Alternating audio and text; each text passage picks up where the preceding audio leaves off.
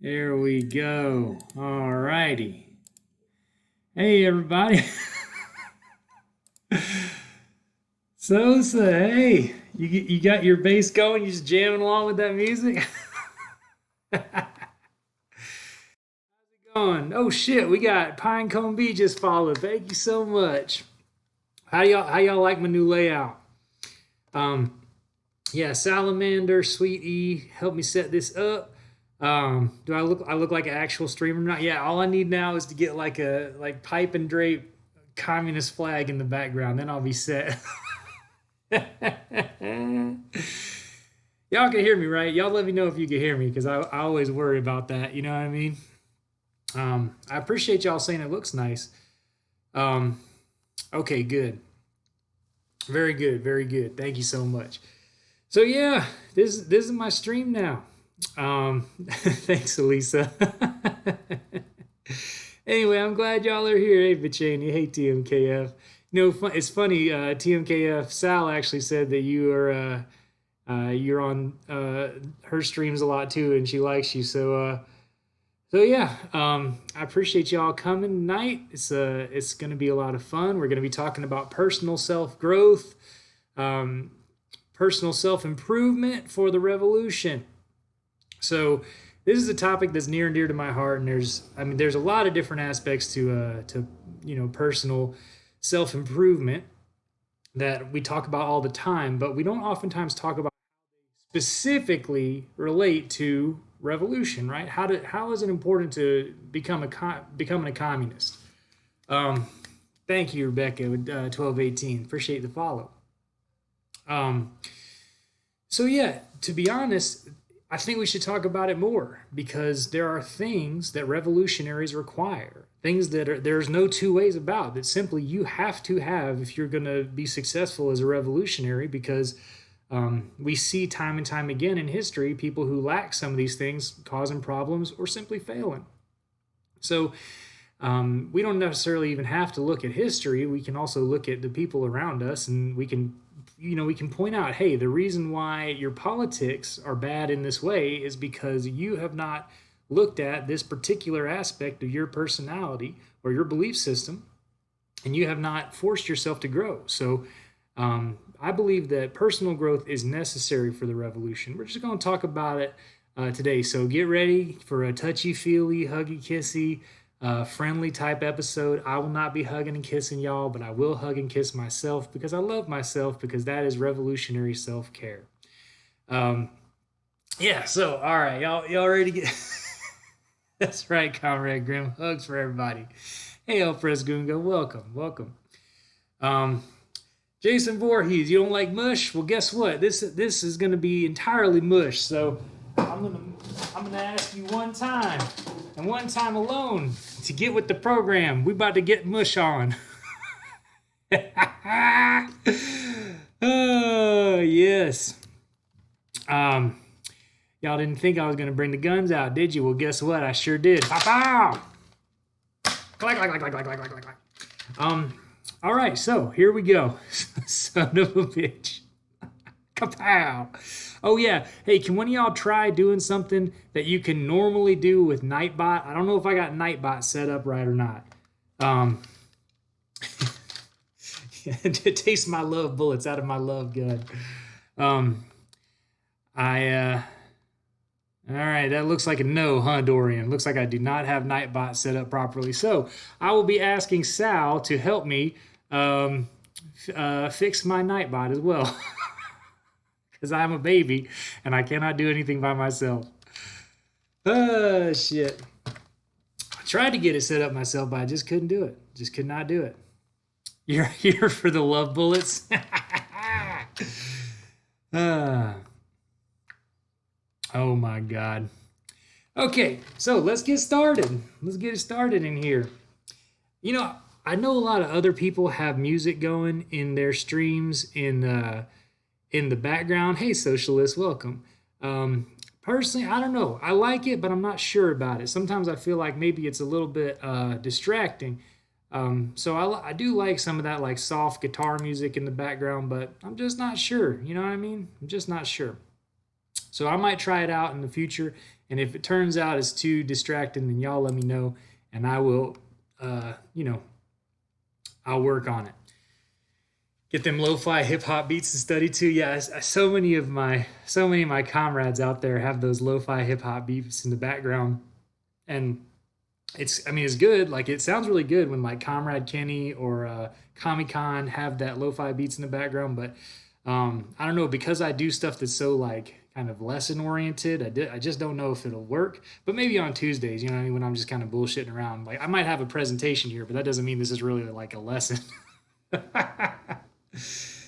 uh, some Rage Against the Machine. Yeah, I listened to a lot of Rage in high school. I feel like if you listen to Rage in high school, you became one of two guys. You either became a guy who cares a lot about politics and continued to care a lot about politics, or you became a total chud who never understood the lyrics whatsoever to a Rage Against the Machine song. There's really no two ways about it. All right, let's do it. All right, we got another follow. Thank you so much. So, thank you, Chucky Bronzo. Appreciate it. Big if true. All right, so you have to fight capitalism and become a better person? What the hell is this? I thought we were just going to go storm the Bastille. I didn't know I had to fucking do all this psychiatry shit. Well, guess what? You absolutely do. You have to work on yourself. Why? Because if you don't work on yourself, you are not going to be able to effectively fight capitalism, right? There are things that that are socialized into us that simply make us ineffective at fighting capitalism, and that is on purpose, right? So much of the bigotry that is inside of us absolutely helps maintain capitalism, but that's not all I'm talking about. I'm also talking about the socialized love of work, but lack of discipline, right? I'm talking about socialized passivity, socialized inability to imagine a different world, a different way of working with other people. Darn tootin' TMKF. So yeah, there are things that we are taught from a young age, and we are taught over and over and over. And so unless we purposefully look at them, they are going to continue to plague us to the point that we will not be able to effectively fight. We will not be useful to the revolution, right? So we have to be growing. In a lot of ways, it's like if you ain't going forward, you're going backward.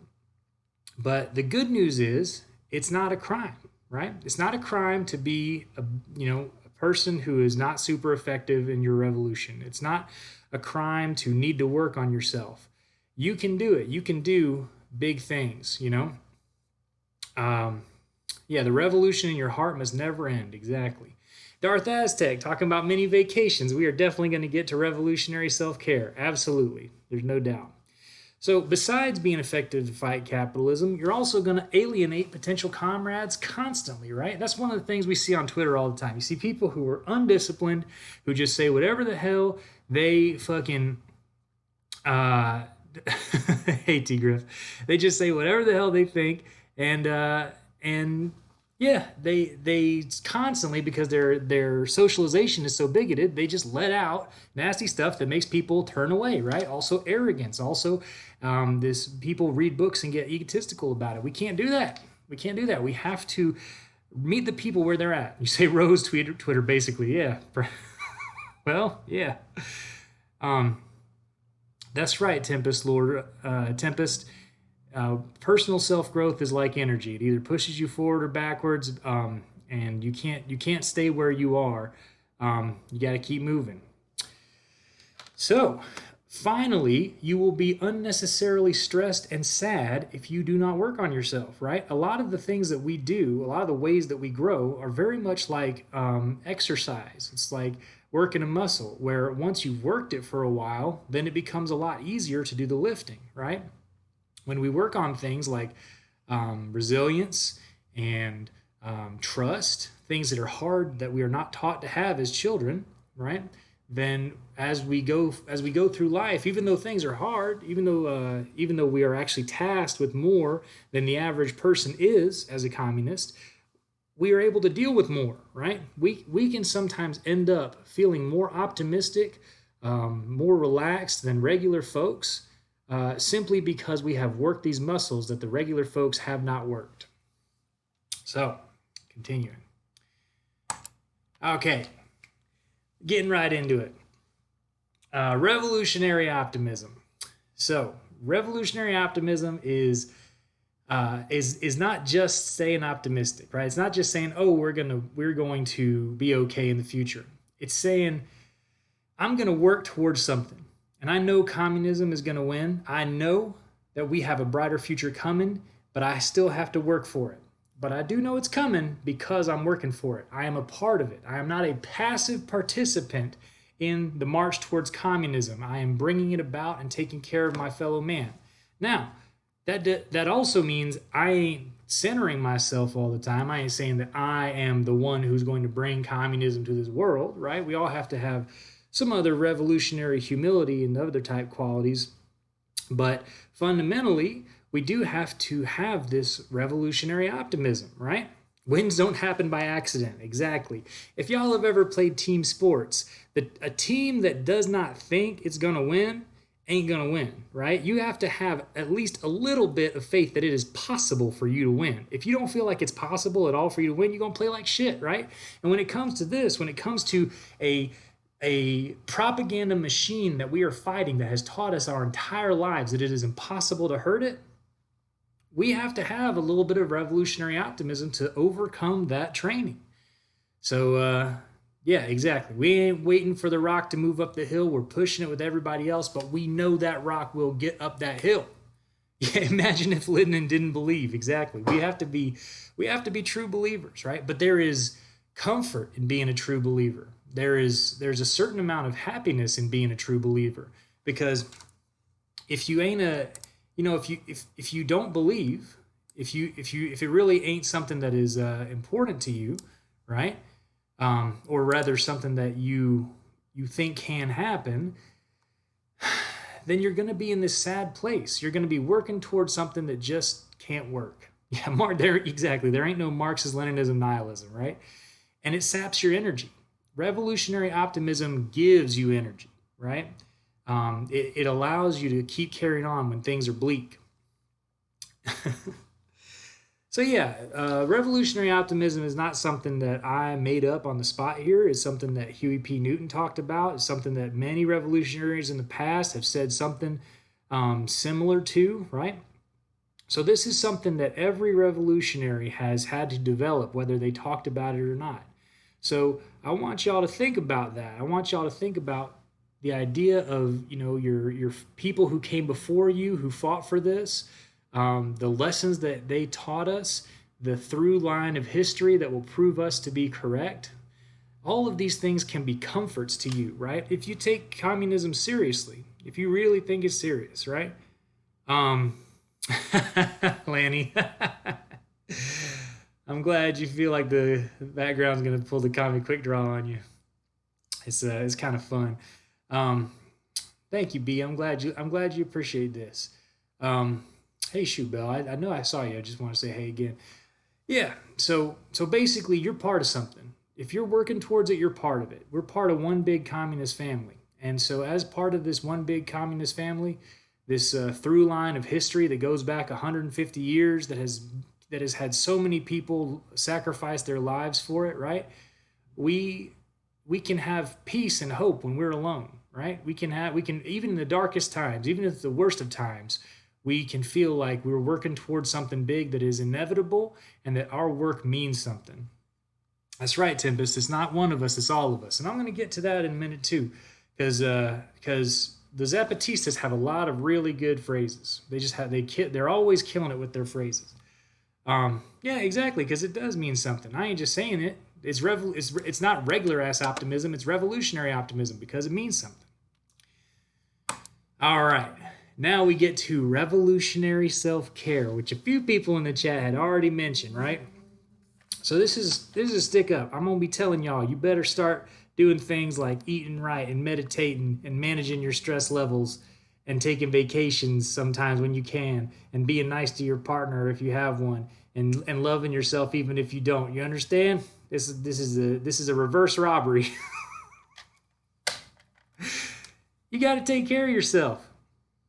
If you ain't taking care of yourself, if you are just letting shit happen, right? Washing and that's right, socialist sir, yes sir. Does this include washing and moisturizing your face? I wash and moisturize my face, absolutely. Shave your legs for the revolution. Hey, if shaving your legs makes you feel good, then do it. Exactly. And TMKF, you say you struggle with this. This is something that all communists struggle with. There is no doubt that communists struggle with this through all time, right? So, because a lot of times the reason we become communists is because we have faced some serious issues in our past. And guess what?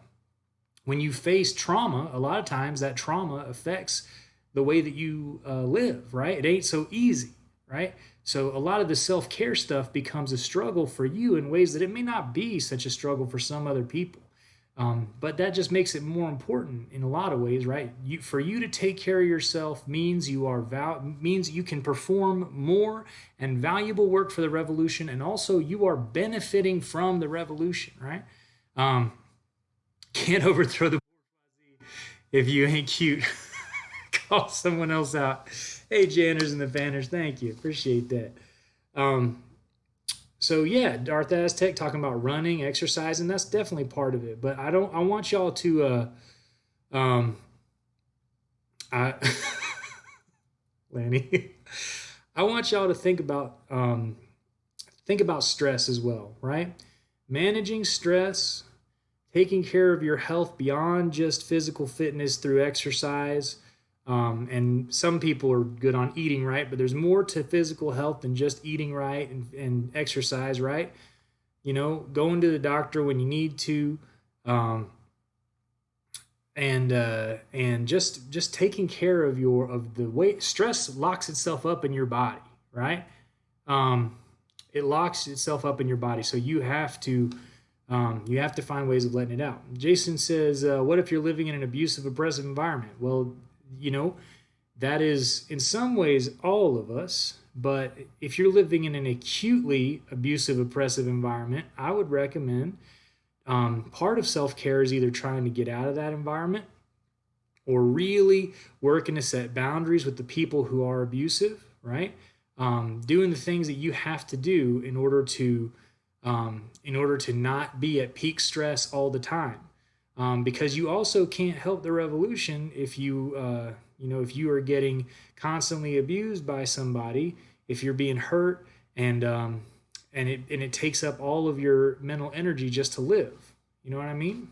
So this shit, in many ways, some of the things that I'm going to say are going to sound a little bit like, do it for the revolution. But some people, and when I say some, I mean many people, know that they need to do this shit, but the idea of doing it for themselves is just too hard, right? For a lot of people, the idea of self-care just for themselves, uh, it just doesn't happen.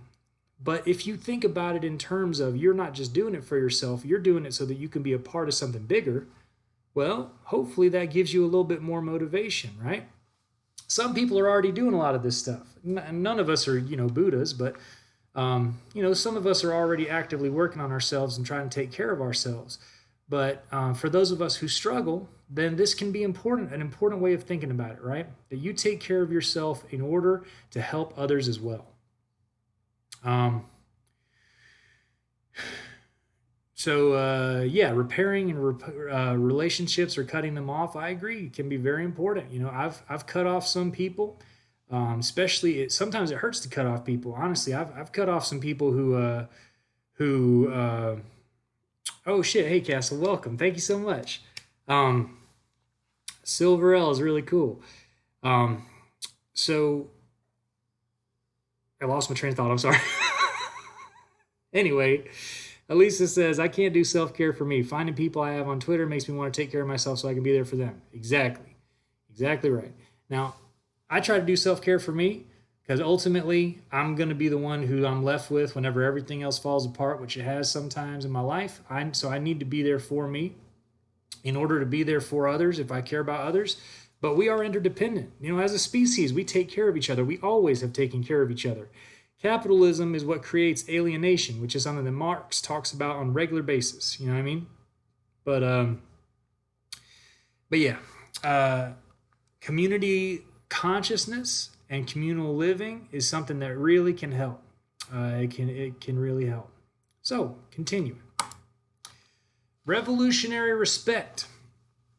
Okay, this is not just regular old respect. In fact, I think respect is often taught to children as a means for control, as a means for indoctrination into capitalism. This is a different kind of respect. This is revolutionary respect.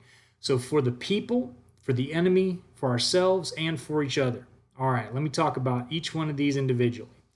For the people. Now, having respect for the people is necessary, right? I love these self-care routines y'all are putting in the chat. It's fantastic. When I say respect for the people, I mean you have to be willing to talk to the people, regular people outside your house, right? You have to be willing to talk to them straight, not feel like you got to lie to them, not feel like you have to lead them along, not feel like they're incapable of understanding the things that you're talking about. Revolutionary respect for the people means that you have to believe that if you talk to them a little bit about communism, that they are going to have the mental capacity to understand what you're talking about. And if you are not able to simplify your words enough, that's something you got to work on. This is something that I, especially a little bit earlier in my life, like when I was around 20, this is something that I got busted down on. I was one of those people who was always throwing big words into every single conversation. And I had one of my professors one time, he gave me an F because he was like, you cannot say anything simply. You have got to always use these huge words and make everything confusing. Respect for the people means putting things in terms they can understand, right? Putting things in terms that are not self-aggrandizing, but still trusting them to be able to understand the meat of what you're saying, right? Because so many people feel like, people are too indoctrinated against communism. I really can't. I have to talk about social democracy and get them over to communism eventually. No, you don't, right? You talk about the problems inherent in the system. You talk about what brought you to communism, because what brought you to communism is almost certainly the real shit of your life, right? The real things that you've dealt with, the things that you've read in history that make it very clear that the United States has got to change, right? You talk enough about this type shit, don't get caught up in whatever Jordan Peterson talking points or whatever that some people might try to throw at you. But you trust them with the realness of your life and the things that you understand, you have to believe that the people are going to understand it, right? yeah, Peach, exactly. And that's okay if communication is something you struggle with.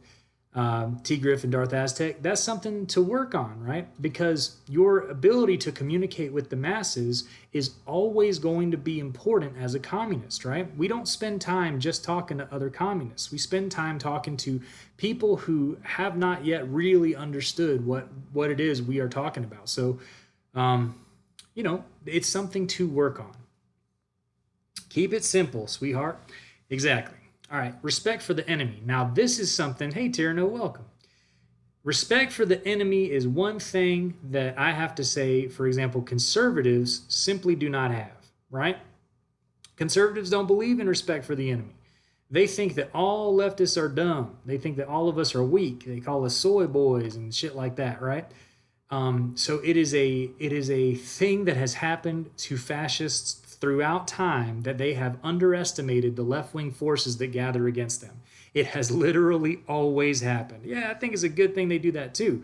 But we have to not underestimate them, right? Darth Aztec, hear me out. This does not mean kowtowing before them. It does not mean loving them or listening to their ideas, right? What it means is understanding what their strengths really are, understanding what parts of yourself are reflected in the enemy, any of your own conservatism, right?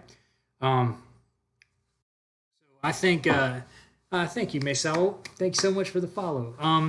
So what I want to say here is that you see them as human beings and as having their own strengths and weaknesses, right? They're not entirely evil. They may be mostly evil, and what they do might be evil, and it may be so evil that we have to fight back against them in a very serious way. But but we cannot write off the others as, because when we do that, when we write them off as just stupid demons, then we're not able to actually get inside their minds. If you can't get inside their mind, you can't fight back against them in battle because you'll always be making the wrong decision. And then you will never be able to propagandize them. Okay. Respect for ourselves. We've talked already about respect for ourselves, right? But respect for each other is something that I think we do not talk about enough.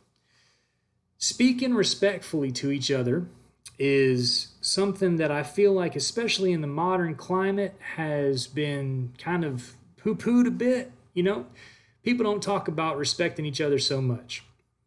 But I have to say that, like, the whole tone policing argument that is used, where people say, "Don't tone police me," because I'm going to say my message however I want to say it, and you're going to listen, right? There's value to that. There's truth to that.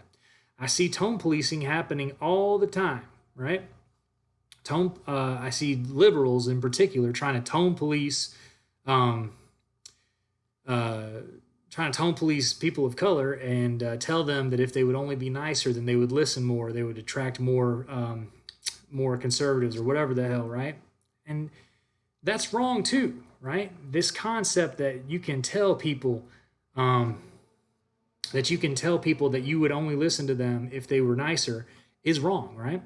But on the other side of things, there is still a need for revolutionary kindness, right? And revolutionary respect for each other. So let me tell y'all what I do. This is just me. I ain't telling y'all whatever, right? When I am talked down to or talked back to, I try very hard not to snap. I try to keep it together. I try to listen.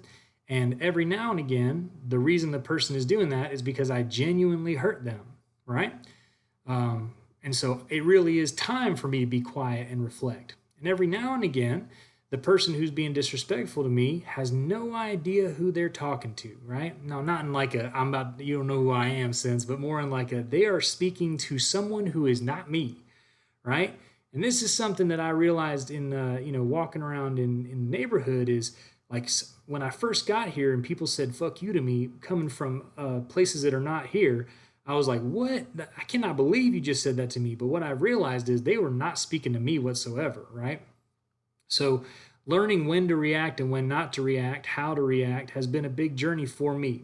I will not tell people how to handle their tone, but I will say that respecting each other is vital, and that if we have an atmosphere of respect in our meetings and among one another, then things are always going to be better than if we lack that. I will say one other thing. Agreed, Tierno. How are you going to be comrades and not be comradely? Very much.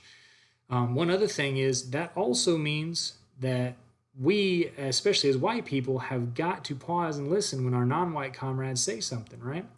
And sometimes it means not jumping into a discussion and like trying to speak for our marginalized comrades. White men especially have a tendency to jump into things and that they don't got any experience in, and because they want to protect their people, protect the people they love, and talk back to oppressive people, they will say a bunch of shit that not necessarily is true and won't really be a good ally in that way. But on the other hand, it's like, well, are we going to make our marginalized comrades always be the one to teach people how to be better? There's a line between the two, right? This is not something that is so easily said. You have to be willing to support your comrades. You also have to understand when to be quiet, right? And it's not always easy. But working on this, right? Working on this purposefully is part of growth. You will learn the situations where it is and is not appropriate. You will learn the unspoken guidelines that each individual person might have for how they want to be supported. But you can't do it until you start thinking about it. Waspiness. What is waspiness, Easy Modes? And that brings us to revolutionary intersectionality. All right. So this idea is that until we have decolonized our minds, until we have committed to decolonization, until we have made gender equality and and all the bigotry of our socialization has become something that we are acutely aware of and willing to attack, we have problems. Until we do these things, we have unabsolved problems that that you are going to cause pain for other people until you deal with, right? So for me, it has been a growing experience over the past year, for sure, to really focus on this. But also, I have to say that I can now look back on my life in the past and count so many different times where I was accidentally hurtful to a marginalized person without even meaning to be. So it's not that we have to stop being overtly racist, because I would say that most of the people in this chat are probably never overtly racist, or at least we don't think we're being overtly racist. It's not that we have to be like stop persecuting trans people, right? But we have to listen and find out where we are taking part in the systemic persecution of marginalized people, and figure out how we can actually be allies by asking the people who we are trying to be allies to, right? So this is revolutionary because it is not just ID politics, right? ID politics can be revolutionary as well, but it is not the liberal sense of ID poll, right? Where everything is divorced from its revolutionary potential. This is extremely revolutionary in the sense that until you have a firm grasp of revolutionary intersectionality, you can never, ever understand the true contradictions of our society, right? You have got to understand the fundamental intersectional issues that are going on right now, all the different ways that people are marginalized, because those people who are marginalized for reasons, and they have revolutionary potential that the non-marginalized simply do not have, right? So we talk a lot about how that we have the means of production, right? And that includes both the tools of production and the way that production is organized, right? So we can simply say that racism and sexism are baked into the way that our modes of production are organized, right? So they have become part of the base. They are not simply a superstructure cultural aspect. So this is something I got into a little bit more with the Dialectical and Historical Materialism book. But nonetheless, it is important to consider that until we are able to fully understand the intersectional issues of our societies, we cannot understand the primary contradictions in our societies. All right, revolutionary courage. Now, this means a lot of different things, right? Now, for people like Generation X, revolutionary courage maybe means being willing to do something beyond just regular party politics, right? To start to be unafraid of picking up more than just the ballot. For Generation Y, right, millennials, then we can say that we have to be less afraid of speaking up for ourselves, and we have to be less afraid of we're not so afraid of socialism as a generation, I think, but we're not all the way over the line yet either. We're kind of walking this middle path. We don't want to offend people, right? And then with Generation Z, y'all got to stop being afraid to look people in the eye, ask for ketchup when you weren't given it at the restaurant. I'm just kidding, but y'all have to be willing to have courage when it comes to interpersonal relationships, is what I'm trying to say. So as much as I'm joking here, there is a little bit of truth to some of the Generation Z, the Zoomers. You have a lot of fear, I have seen, built up around interpersonal connections. So this fear of asking for what you deserve, or asking for just what you ordered, right? This fear of sticking up for yourself, and y'all are willing to literally fight cops in the street, but you'll stay on the phone with a telemarketer. You know what I mean? It's like it's a very different way of seeing the world. And I'm not telling y'all you're bad. I'm not telling y'all that you're weak. I'm telling y'all that your strengths are different, right? So my strengths as a millennial are different from the Generation X's strengths, are different from Zoomer strengths, which, and boomers have strengths too. Um, so we all have to have courage to overcome the things that hold us back, because the things that hold us back will hold us back in revolution as well, right? So yeah, you have to be willing to fight for the revolution, but fighting for the revolution very well may mean simply speaking to your neighbors. All right, so that's very important. Yeah, I hope I didn't offend any of my Zoomer friends in the chat. But then again, that is the number one thing that millennials are afraid of, is offending everybody. Oh yeah, TMKF. Well, you know what we could say about boomers. One thing we could say about boomers is that they are very good at having. They're very good at having like a little bit of arrogance. You know what I mean? A little bit of.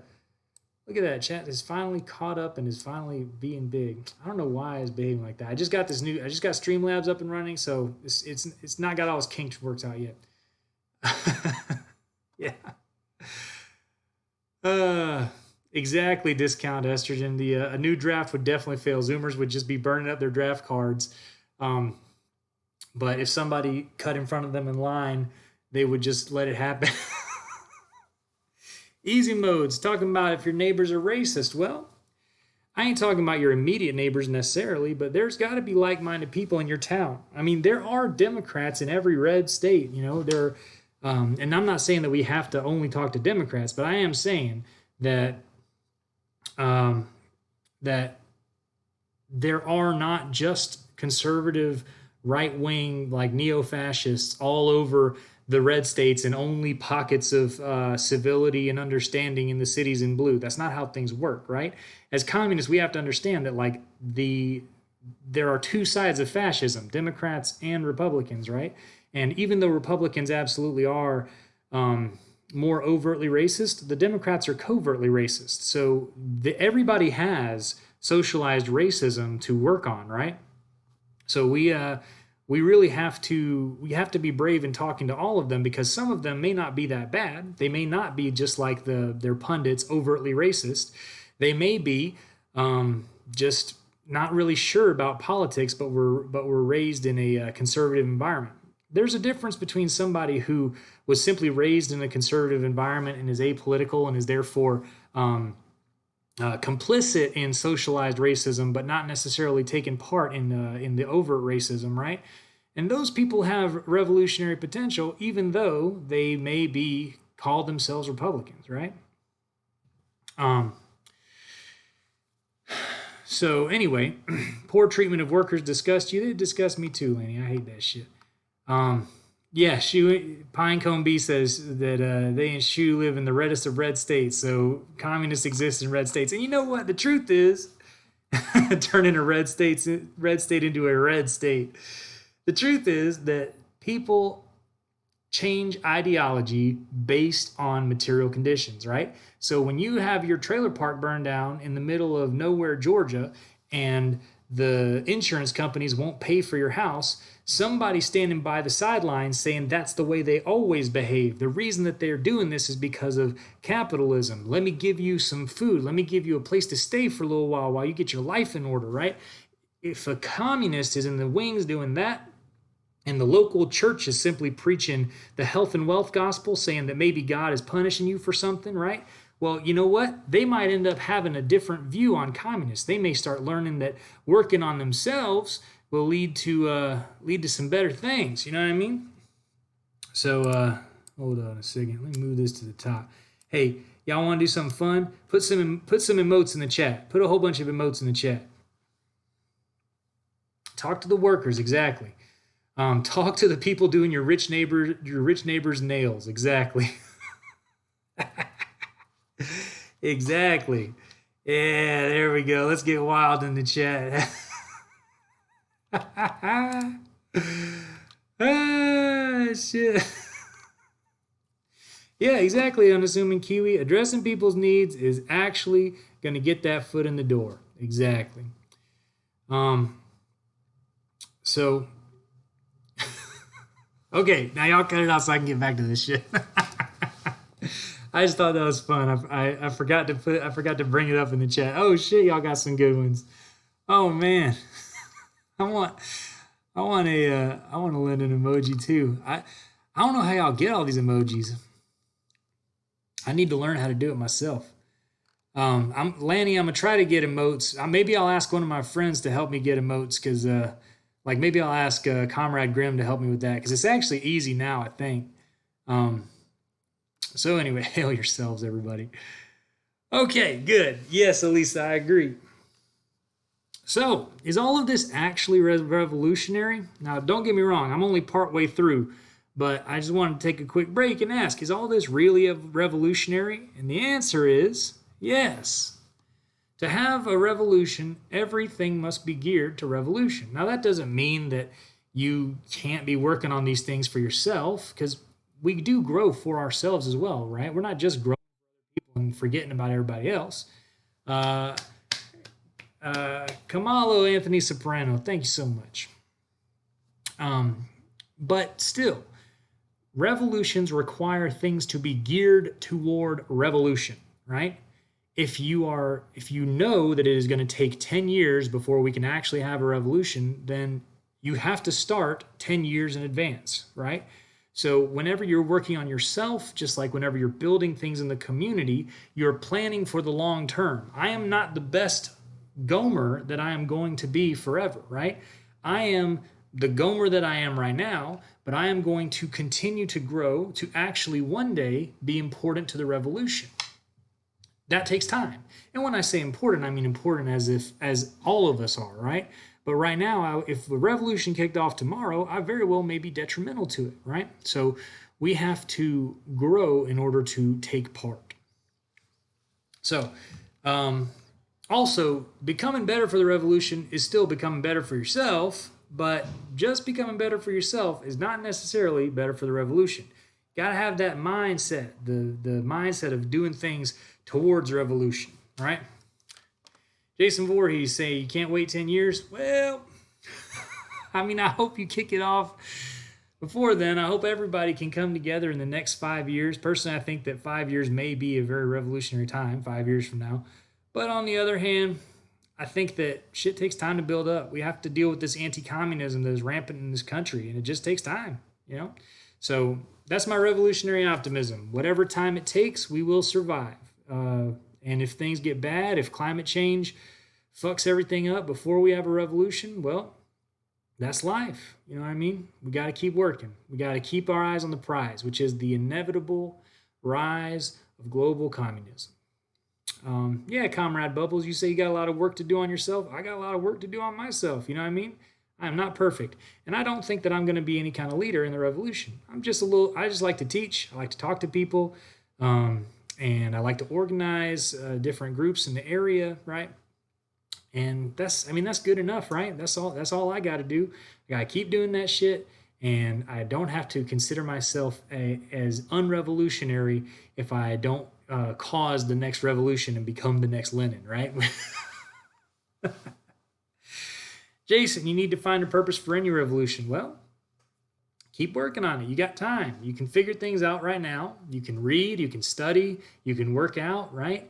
And you can figure out what part you'll play in getting towards the revolution and then when the revolution happens. Yeah, I feel you, Lanny. I done got snipped because I just don't think it's possible for me to safely do that. So, yeah, socialist, I feel you. Okay, chairman of propaganda Gomer. No, nobody wants me chairman of anything. I'm just gonna be a propagandist somewhere in the field, maybe in the countryside. You know what I mean? I'll go be a propagandist in Georgia, carry a shotgun at my waist and a spray can at my hip. Gunfighter Gomer. That's right. Y'all didn't think I was gonna be doing draws for the revolution. Propagomer. Yeah, lady. Oh, shit. All right. Comradely concern. We got to take care of each other, right? We have to be genuinely concerned for each other. And I want to tell y'all one thing. Um, I hope so, Jason. That sounds based as hell. Um, comradely concern, I think, is not just necessary long term. It's necessary right now. So many of us are super alienated from people around us, right? We have a hard time talking to one another, but also we have a hard time, really like being concerned for each other, really giving a shit about each other. Like we can be concerned in the large part, but there's so much to be concerned about. There's so many people suffering that it's hard to have like real deep concern for even one person. We get concern fatigue, you know what I mean? Yeah, love for everybody, right? No more presidential debates, only duels. Hell yeah, that's what I'll do for the revolution. I'll be challenging, uh, President Trump Jr. or whatever to Nerf duels. Um, hey, y'all are really weird. That's very nice of you. That would be amazing if that had happened, T Grill. President Eric Trump, yeah. President Barron. Although Barron's tall now, he may be presidential material one day. They're shaping him. So anyway, I want people to actually start caring about not just each other on a surface level, but like really giving a shit about each other and if they live or die. You know what I mean? Um, I want y'all to care about each other to the point where you'd consider opening your house up. Don't do it without discernment. To be honest, I've seen people open their house up to a total train wreck just because they were both communists and it ended up really bad. But yeah, I think you have to have love and concern for your fellows. You also have to have concern for your community, right? So um, that means that you can't just let your community go to shit. You have to take part in things. You have to talk to people. You have to volunteer for things that are maybe not just communist pursuits, but actually caring about the community means, taking part in some shit that maybe you wouldn't have otherwise, right? Um, the first gamer president. um, so yeah, I think most of us are commies because we care too. I agree with that, Pablovi, but I do think that many people that I talk to online are disengaged entirely from their local city, their local town, right? They don't know their neighbors. They don't, there is more to comradely concern than only being concerned about communists. Straight up. Uh, all right, Terno, come on down. It's a one bedroom, but I got a couch. President Gamergate Jr. All right. Now, let's talk about awareness and discipline.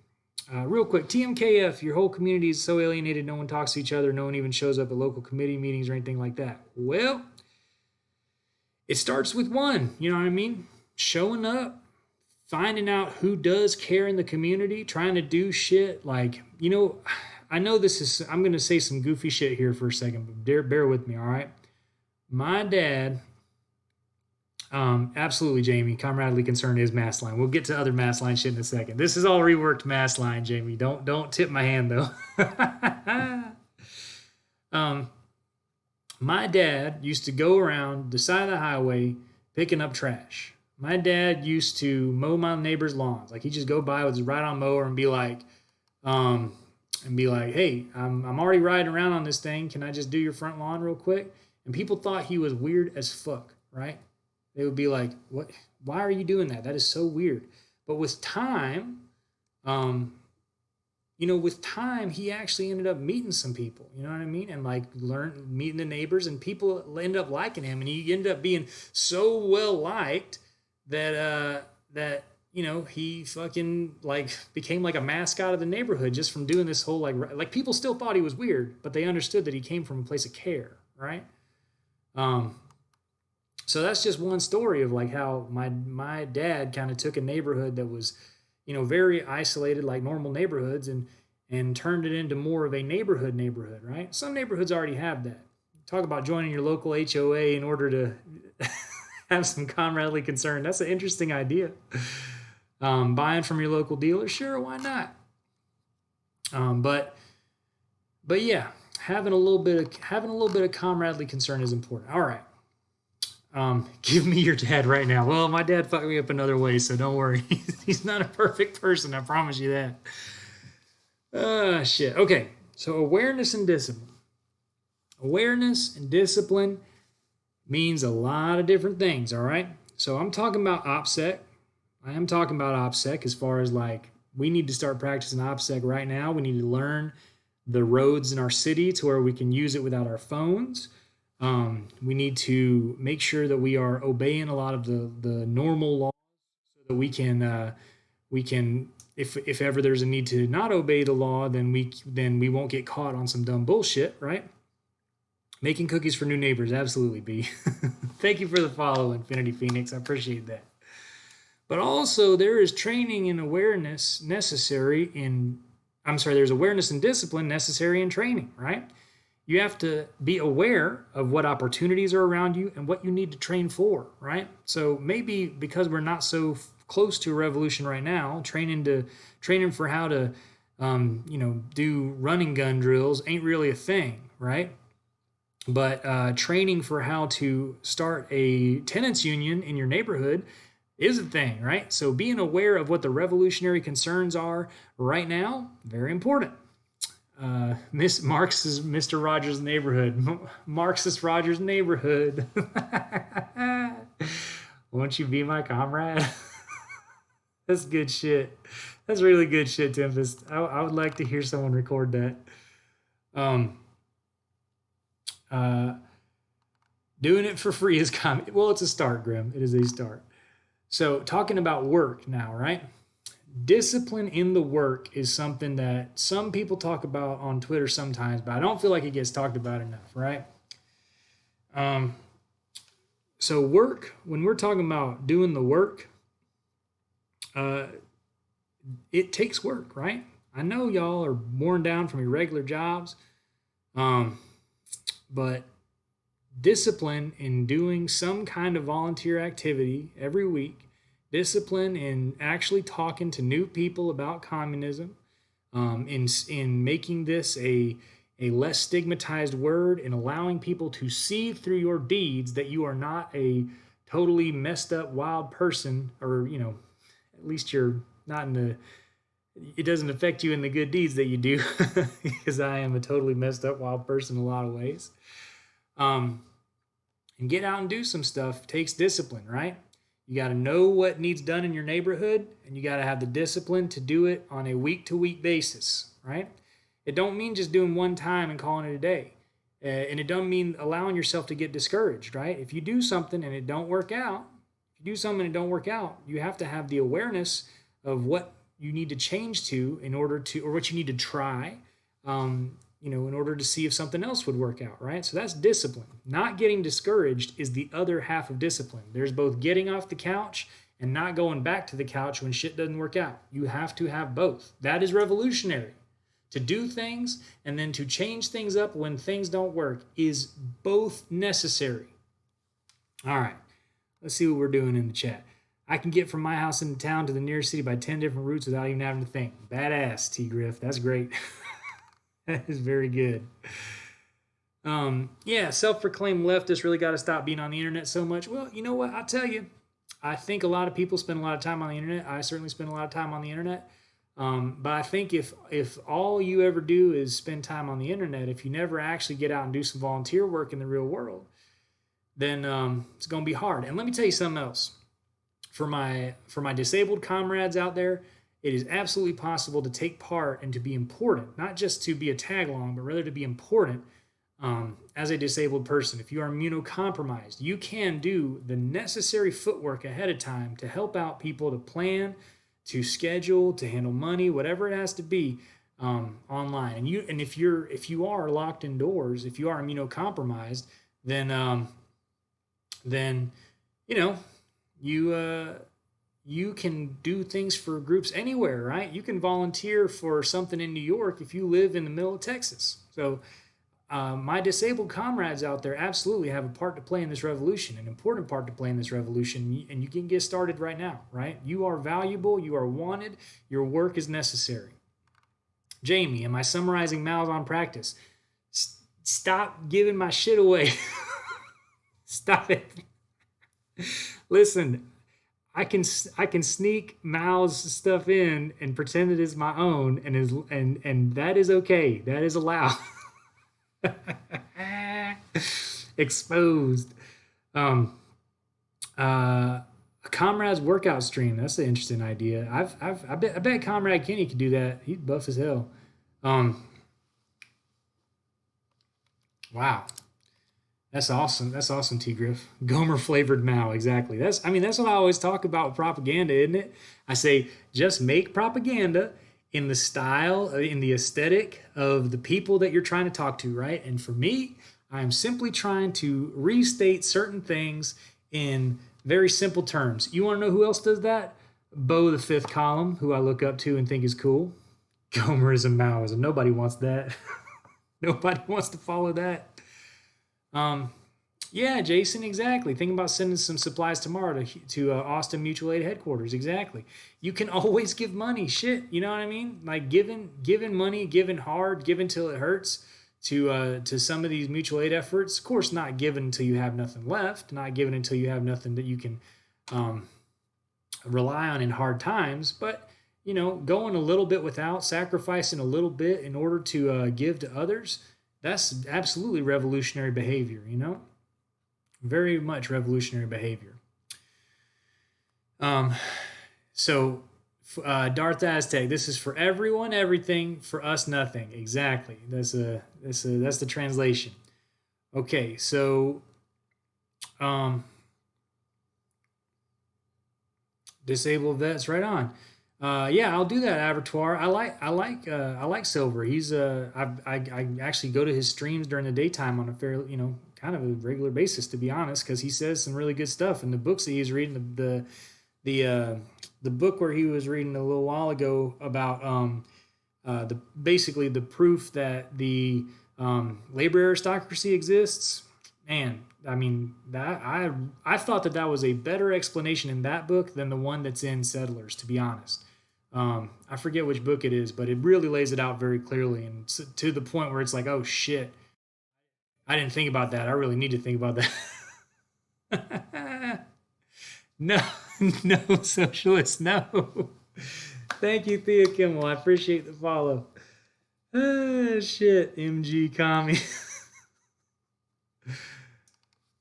Okay, so let me get back to this. Para todos todo, para nosotros nada. All right. So what does that mean? For everyone, everything. For us, nothing. This is one of the central ideas to the Zapatistas, and I'm gonna say what I think it means. But the Zapatistas don't like to be pigeonholed. All right, they don't like for people to try to explain away everything that they think.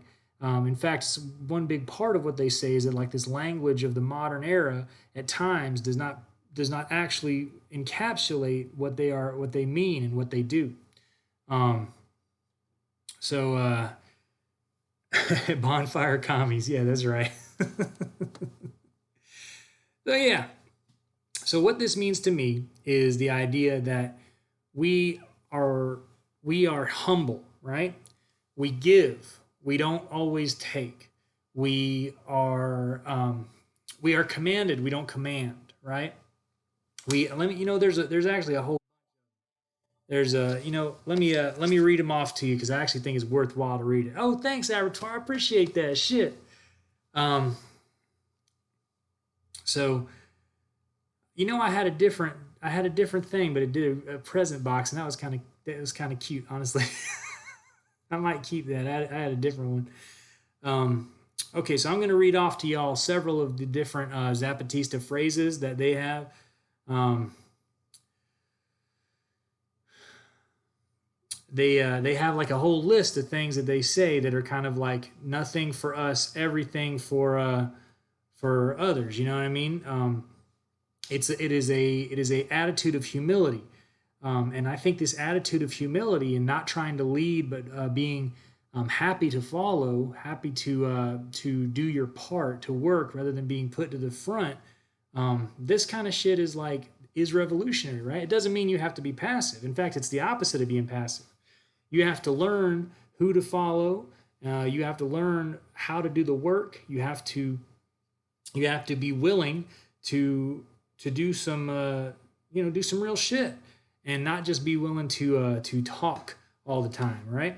So yeah, that's a very important part of this. You know what? I'll look that up later. I'll find it later. Somebody look in the chat and find. They have this whole list somewhere. Grim, maybe you can do this for me.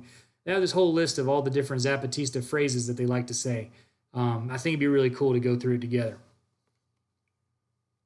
Yeah, Shubel, you can say we're all leaders here and we're all followers, right? I personally, when I was growing up, my parents always told me about leadership. You got, you have leadership qualities. You are blah blah blah, and yeah, it was bullshit, right? As far as it was in many ways white supremacy. So because white guys are taught this in ways that other people are simply not. So this is exactly what I was looking for. Thank you so much, Easy Modes. So to obey and not command, to propose and not impose, to represent and not supplant, to convince, not conquer, to construct and not destroy, to serve others and not serve oneself, to work from below, not seek to rise, right? This is good shit. This is something that that really takes some time to internalize. And I want to say one thing, especially to my white comrades in the chat, that these are ideas that we have to internalize very carefully and seriously, right? We can't just play lip service to this, right? We have to understand that we are going to be servants of the people. We are not going to be leaders of the people. We are not going to be commanders of the people. We are simply going to be trying to help people as best we can. That doesn't mean we can't tell people the truth. That doesn't mean that we can't take part in any kind of power structure ever, right? But what it means is if you ever get put into a position of leadership, your attitude still has to be one of representing, not supplanting, convincing, not conquering. So the person who ends up in leadership has to cling even more firmly to these principles, right? Because I think that has been the problem in several communist revolutions, is that some people get into power and then they forget some of this shit. So we have to have these guiding principles, these very deeply important guiding principles of service. So, continue. Here we go. All right, being the adult in the room. I thought you would like this one, B. I know this is your jam.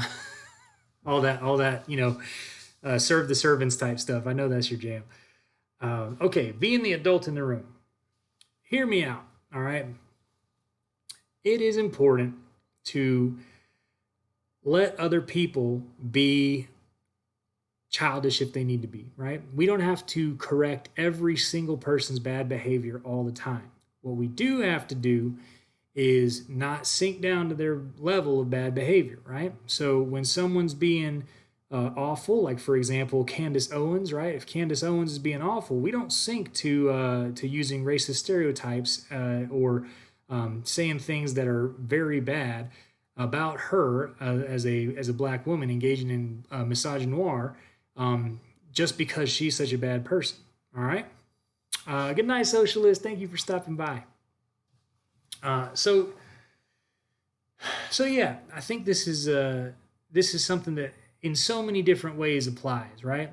Being the adult in the room means you are going to be the one who is able to speak your mind clearly, to stay cool-headed. You are going to be the one who is going to simply state the truth and not have to win every argument, right? You're going to be the one who lets other people feel like they got one over on you sometime, right? Or that they're the strong one. Lead by example. Exactly, Grim. So one very big example of this, and this is to the Marxist-Leninists in the chat rather than the anarchists, right? For y'all Marxist-Leninists out there, if you are going to say things like Marxist-Leninists are the best at organization. We are the ones who are always ready to fight and have a revolution. Everybody else is libs or reactionaries. Um, you gotta fucking prove that shit, right? If you say you're better at fighting back against reactionaries, if you say you're better at fighting fascists, fucking prove it. Exactly, Grim. Just prove it. Like, don't say it, don't talk about it, be about it, right? If you're so great at organizing, go out into your community and organize, right? If you are not, if you're bullshitting by saying all that stuff and like talking down to anarchists on Twitter, saying how great Marxist-Leninists are, but you're not actually part of any kind of organization and you're not actually doing any revolutionary work, and especially if you talk about your willingness and thirst for revolutionary nerf fights, but you are not actually doing any of that shit, I don't want to fucking hear it, right? I do not want to fucking hear it. Be quiet. Learn. Listen and learn. Try to be friendly with your anarchist comrades. Do not try to talk over them and try to tell them how their philosophy is, whatever, right? Fucking listen, That is being the adult in the room. Doing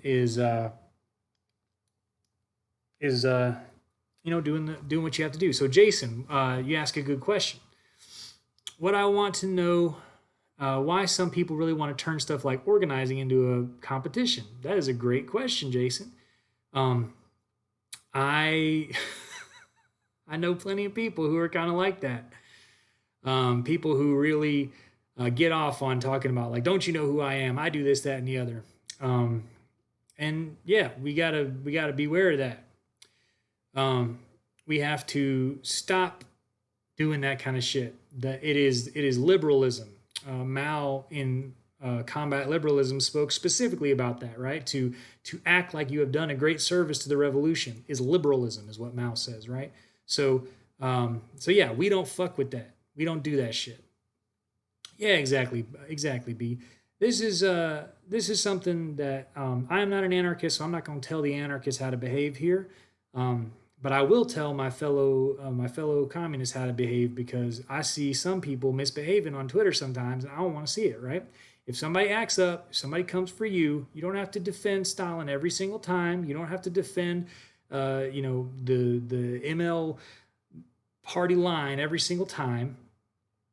You can try to be respectful. You can maintain your composure, and you can tell simple truths and let other people have the last word. All right. Ego is dangerous. I agree, Shubel.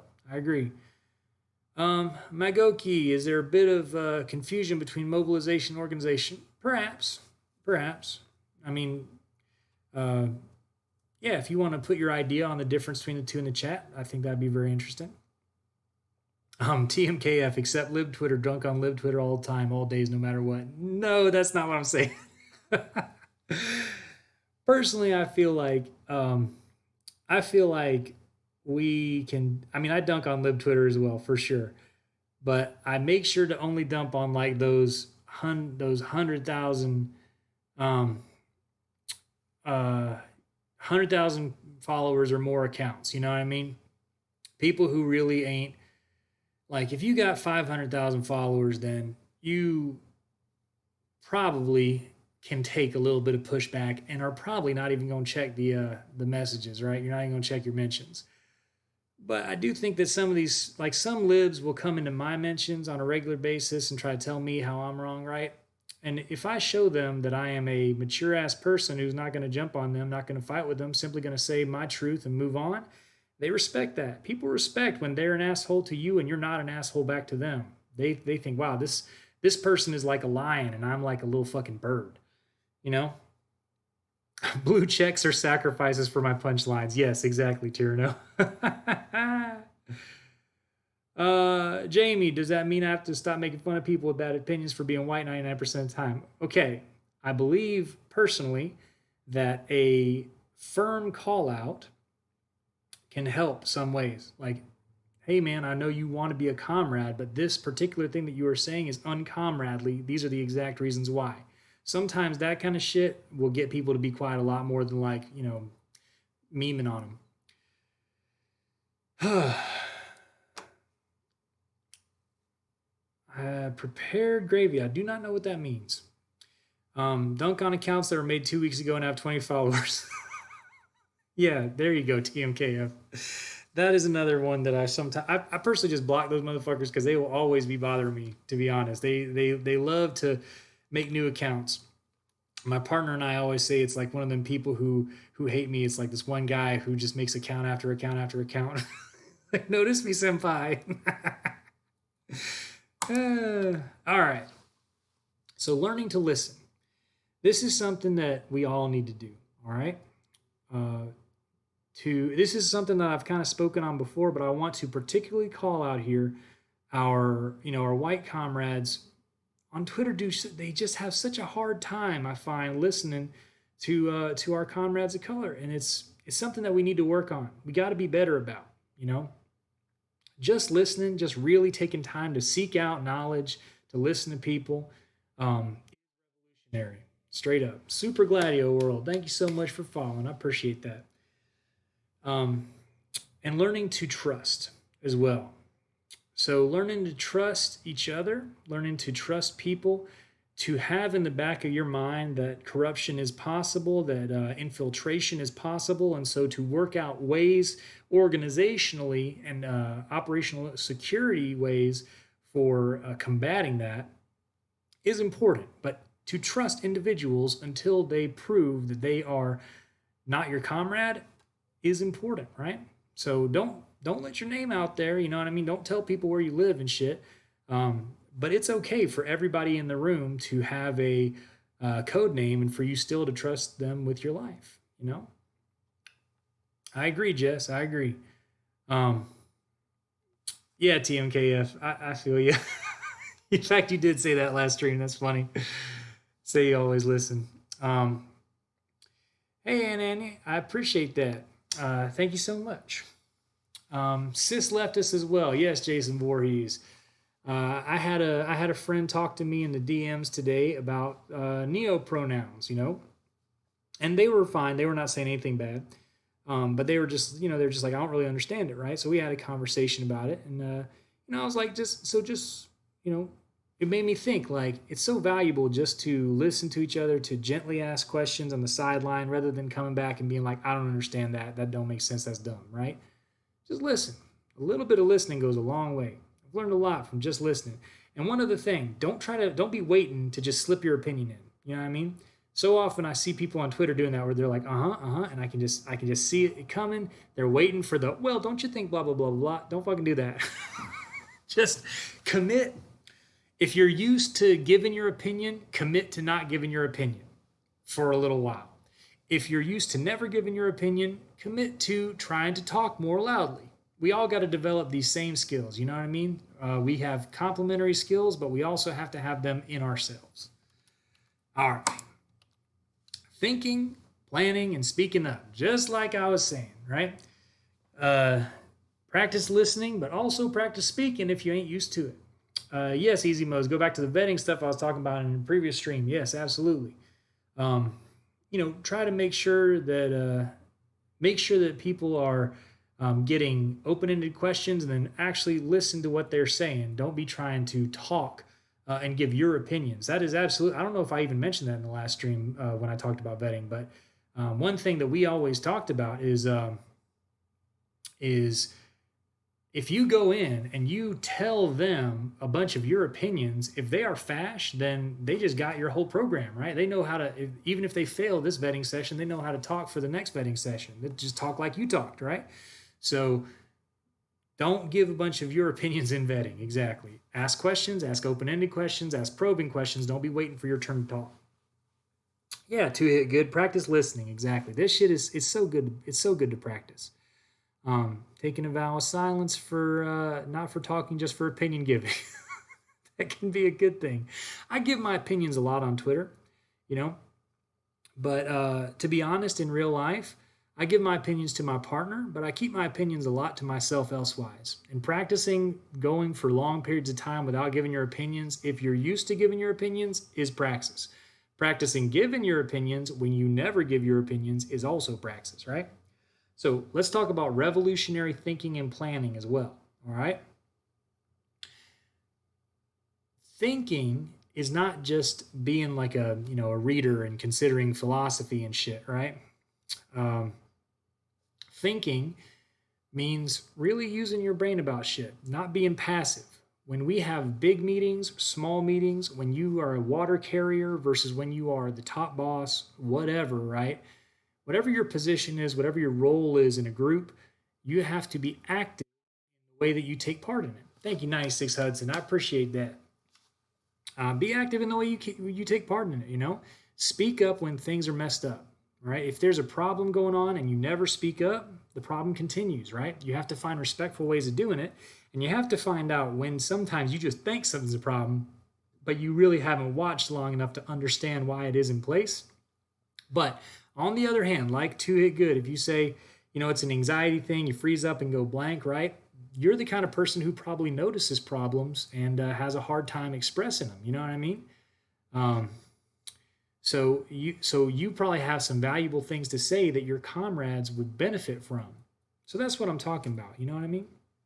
We can't talk over people, and we also can't be passive. So you've been called a mean girl recently, Jess? Yeah. If I'll tell you another thing, if several people in a row say that you got to work on something, it might be something to work on. Jamie, you want to be a mean girl? Um, just don't be mean to me, all right? Uh, we have a saying in AA, you know what I mean? We say, if one person tells you you have a tail, then you don't have to do anything. You can say they're an asshole and walk on. If three people tell you you have a tail, then you can understand that maybe something weird is going on. But if 15 people tell you that you have a tail, you might as well look around behind you and see if you have a tail, right? So another thing that we say is if you meet one asshole in a day, then they're an asshole. If you meet 15 assholes in a day, then you're the asshole. You know what I mean? Um, so yeah, I think that there's value in listening to other people's criticisms of ourselves, and I get criticized fairly regularly, and it's been important to me to try to internalize it. Some of the people who criticize me don't think that I internalize it, but I try. I do try, straight up. Yeah, exactly. Easy modes. It is a classic AA saying, Kamalo. It's true. If your life is full of drama, it's not the other people. Yeah, that is absolutely true. All them people who say I hate drama, I just don't want drama. It's like, man, I say one thing I never heard someone who doesn't have a dramatic life say is I hate drama. Sober caucus party. There you go. Sober block. Yeah. Good shit. Jamie, if you get 15 people to come together and tell me that I have a tail, then I will say that you have done your organizing work for the day and you are officially cool. Okay, continuing. Civil of mind and savage of body. What does this mean? Well, this is an old Mao phrase. This one I'm just putting out there straight up as Mao. And what it means is you got to study and you got to work out, right? And when he says savage here, he's not using it as a slur. He's saying you have to be extremely strong and rough, right, in your body. So right now I am not savage of body. Right now I am cream cheese of body, but I am working on it. And civil of mind means you have to discipline your reading, your thinking, and the way that you interact with others. So there's two sides of it, right? Read theory, interact with theory, think about this shit, right? But also work out. Don't just be an academic. The revolution is going to need both. You're going to have to be running from the enemy while you're thinking about Mao. So, yeah. Jason Voorhees, in your mid-20s, already have a dad bod. I'll tell you what, when I was in my mid-20s, I was probably in my peak shape. I had a six-pack and everything, but then I started dating somebody who really liked candy, and boy, I jumped into that candy eating train wholeheartedly. Yeah, like a warrior poet. Exactly, Grim. Exactly. And you gotta work specifically on whatever is your weakest quality, right? You don't have to focus all your energy on that, but if for example, lifting weights is something that you're not great at, spending time on that is beneficial. It's important, you know. Um, is that true, Jess? Is that the case? Um, I do recommend trying to get into jogging because I mean, jogging is not easy. Um, but we all possibly are going to have to run at some point or another. So it's worthwhile. But if you really can't run, I know some people like you talking about that.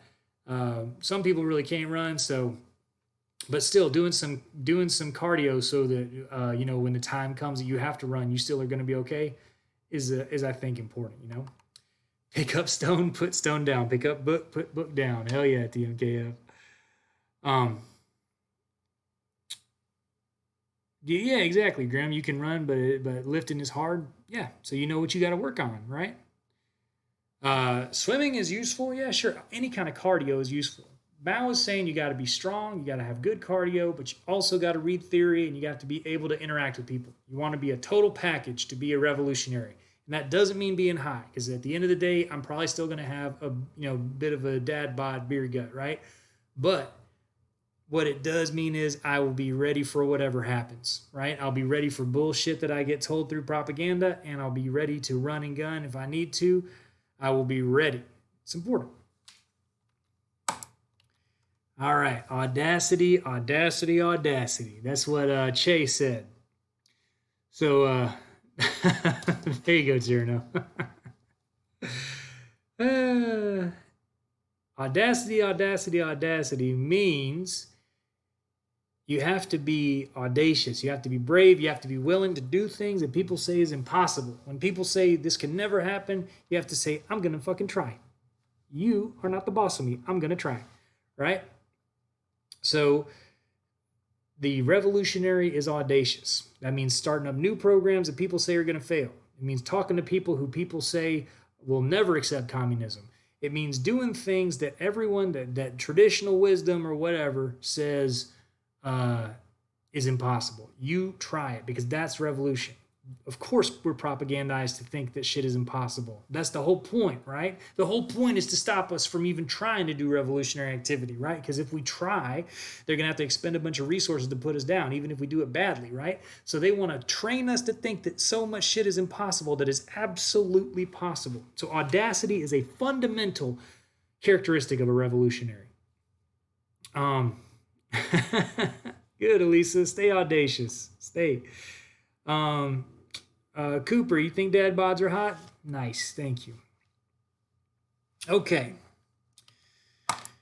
Revolutionary love, and this is the one I'm going to end on today because I think it is very important. You got to love other people. You got to love yourself. You got to love other people, and the reason that you want communism has got to be based in love of some kind, right? Love for the earth, love for regular people. Even if you hate regular people at the same time, you got to love them. You know what I mean?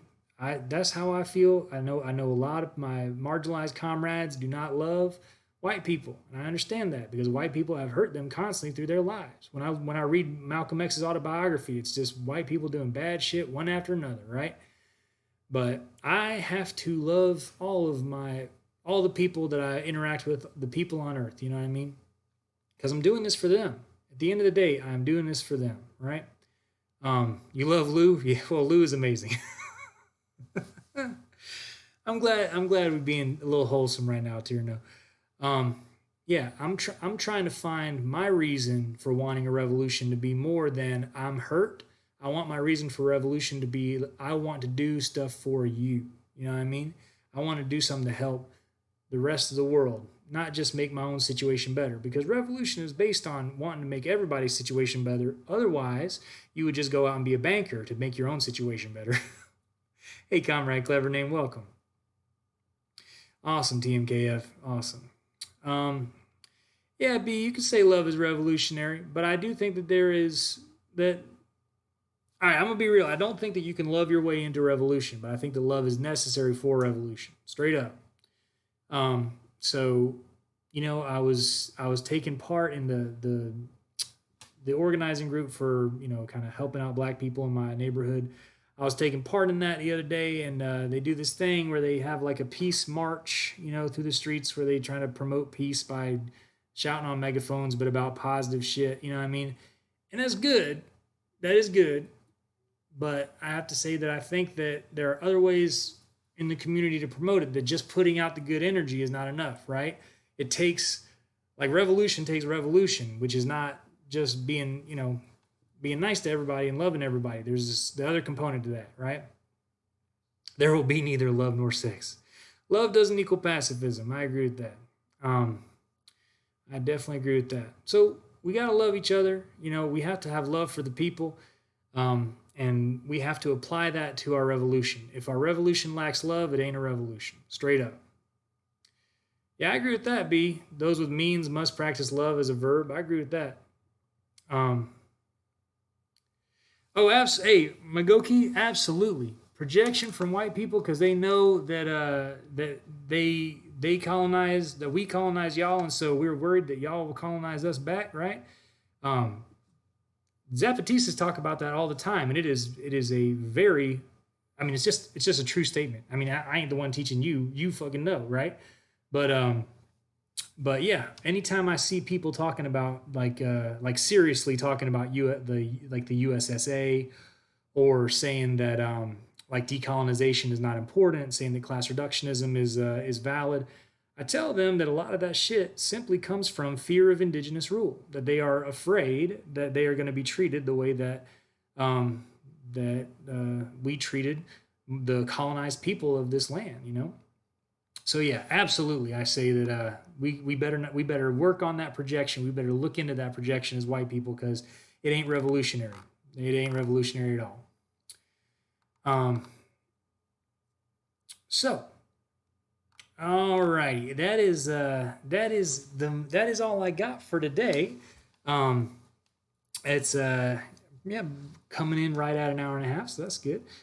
So yeah, I would like to. I mean, that's true too, Jamie. But the truth is, they wouldn't, right? If you like, every black revolutionary has talked about how fundamentally black people are a peaceful people, and that we are the ones who have forced violence upon them, right? So yeah, they I think they could, and they'd be within their rights. But the truth is, we don't need to worry about that, because that's just not how the indigenous people and black people want to be. All of my indigenous and black friends, they want to be able to live in peace fundamentally, right? Fundamentally, they want to live in peace. So anyway,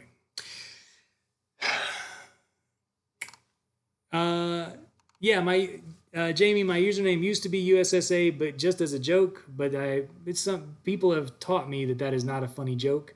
I thought it was so ridiculous that it was, that it was such a ridiculous concept that it became funny. But in fact, it was not such a ridiculous concept, because certain people do believe that. So I did change my mind about it. Yes. I realized after someone told me that it is a bad thing, that in fact I needed to take it out of my profile. I just want y'all to know I was never serious about that. I promise. I've always thought that balkanization and decolonization was important. So anyway, hey Lochi, I'm just about to end. So thank y'all for coming by. Let's do a raid of somebody else. Let's see, is Silver online? Let's do a raid of Silver. Let's see. Is this gonna work? Thank y'all so much for coming. I really appreciate y'all. I appreciate y'all putting up with my silliness and for sticking around me while we do this. It was really fun for me to be able to talk with y'all about this, and I got a lot out of the chat. So much love to everybody. Let's see. Can I do this? Let's try to do this. Okay, shit. We are about to raid. So we are raiding in 5 seconds. I love y'all so much. Thank you so much. Good night to everybody, and let's go. Okay, here we are rated. Oh shit. Hello. Okay.